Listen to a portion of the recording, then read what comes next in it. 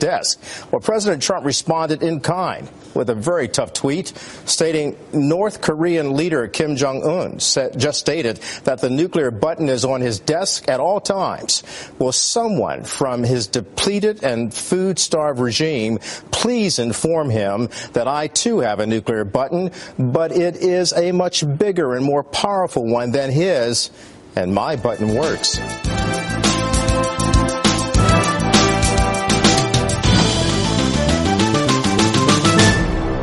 Over in the United States, not one to be upstaged by North Korea's sudden welcome change in attitude, American President Donald Trump took to Twitter to share his thoughts on Pyongyang's latest message to the world.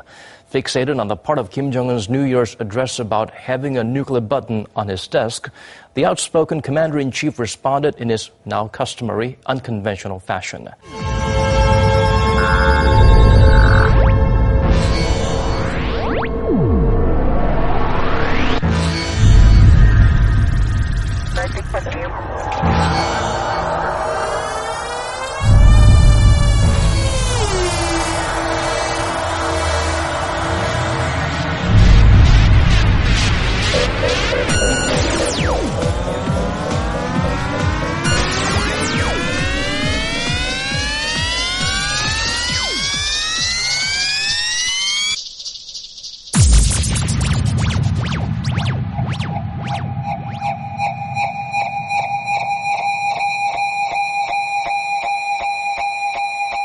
Nikki Haley, the U.S. ambassador to the United Nations, says North Korea must ban its nuclear weapons in order to have any serious talks with the U.S. and its allies. We consider this to be a very reckless regime. We don't think we need a Band-Aid, and we don't think we need to smile and take a picture. We think that we need to have them stop nuclear weapons, and they need to stop it now. So North Korea can talk with anyone they want, but the U.S. is not going to recognize it or acknowledge it until they agree to ban the nuclear weapons that they have. In Kim Jong-un's annual New Year's Day address, the North Korean leader stated the regime's nuclear program was now complete and that he has a nuclear button on the desk of his office. U.S. President Donald Trump took to Twitter to respond to the address. Trump tweeted, "Will someone from his depleted and food-starved regime please inform him that I, too, have a nuclear button," before adding that his nuclear button is, quote, "a much bigger and more powerful one," and that unlike Kim's, his actually works. The North Korean leader Kim Jong-un took a different approach towards South Korea in his New Year's speech, declaring his wish for peaceful resolution with the South and offering talks about sending a delegation to the 2018 Pyeongchang Winter Olympics next month. But some U.S. officials were rather skeptical of the sincerity of Kim's remarks. The U.S. State Department spokesperson suggested that the North Korean leader may be reaching out to the South to relieve some of the international sanctions and pressure against the North. We are very skeptical of Kim Jong-un's sincerity in sitting down and having talks. Our policy hasn't changed. The South Koreans' policy has not changed, that we both support a denuclearized Korean peninsula. Also in New York, U.S. Ambassador to the United Nations Nikki Haley also slammed the North's offer of talks, saying they mean nothing while the North continues to develop nuclear weapons. We won't take any of the talks seriously if they don't do something to ban all nuclear weapons in North Korea. We consider this to be a very reckless regime. We don't think we need a Band-Aid, and we don't think we need to smile and take a picture. We think that we need to have them stop nuclear weapons, and they need to stop it now. U.S. National Security Advisor H.R. McMaster also said in an interview with Voice of America on Tuesday that Kim's speech has a clear purpose: to disrupt the South Korea-U.S. relationship, and that Pyongyang's continuing development of weapons of mass destruction remains a concern.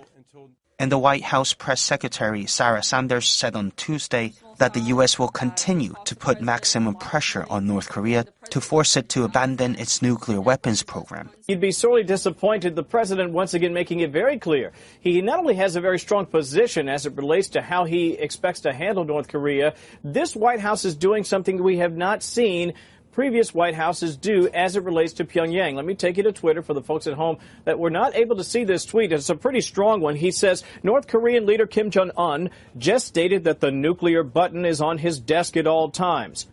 Will someone tell his depleted and food-starved regime, please inform him that I, too, have a nuclear button, but it is a much bigger and more powerful one than his, and my button works. I know what you're saying. Really? But you know what? The message is certainly clear, if nothing else. Clearest indication that he has a willingness, Bill, to ratchet up the rhetoric when it comes to Pyongyang, which the folks here at the White House argue, frankly, has flaunted international norms for decades while fleecing the U.S. and China and Russia and others under the threat of war. But as you can well imagine on Capitol Hill, some lawmakers say the president's swagger doesn't help. The president's tweets have made it more difficult for diplomacy to work. We know that the only reasonable solution to the North Korean crisis is through diplomacy, and the president's tweets make that more challenging. Okay, so really what we're talking about here is diplomacy from one perspective and diplomacy as an option from the other perspective. White House officials not long ago saying that, listen, diplomacy, like all other options, remain on the table, though they also point out, Bill, at least to this point, diplomacy has proven fairly ineffective in getting Pyongyang to agree to international norms. While President Trump has made clear that the United States has, in his words, great strength and patience, all options are on the table. Our enemies should never doubt the capabilities of the armed forces of the United States of America. Anyone who would threaten our nation should know that America always seeks peace. But if we are forced to defend ourselves or our allies, we will do so with military power that is effective and overwhelming. And those gathered here at Minot Air Force Base will play a critical role again. Now more than ever, your Commander-in-Chief is depending on you to be ready. Stay sharp, mind your mission and your airmen, and be that credible deterrent that has assured the security of the American people for generations. The brave men and women of Minot Air Force Base may yet be called upon to be the instruments of American power. And if that day comes, we know you will be prepared. Bully.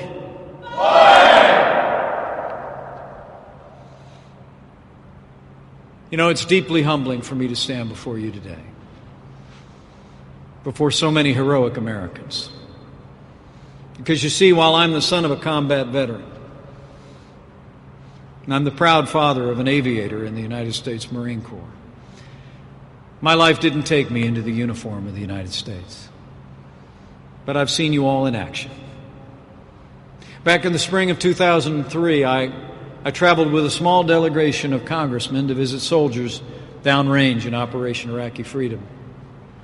On our way back, I was inspired to visit the airmen stationed at RAF Fairford in England. I'll never forget the sight of seeing the last B-52 lumber down the runway and leap into the air on its way home to North Dakota. I witnessed the power and professionalism of the airmen of Minot firsthand. In America, we maintain peace through strength. And I saw that day just like I've seen today. You are America's strength. And know that President Trump and I understand that your service comes with great sacrifice, with long deployments, and with hardship. But I want to assure you today that you do not bear that burden alone. You have the gratitude of a Commander-in-Chief, our entire administration, and your representatives in Washington and leaders in the Congress who are standing with you and stand by you.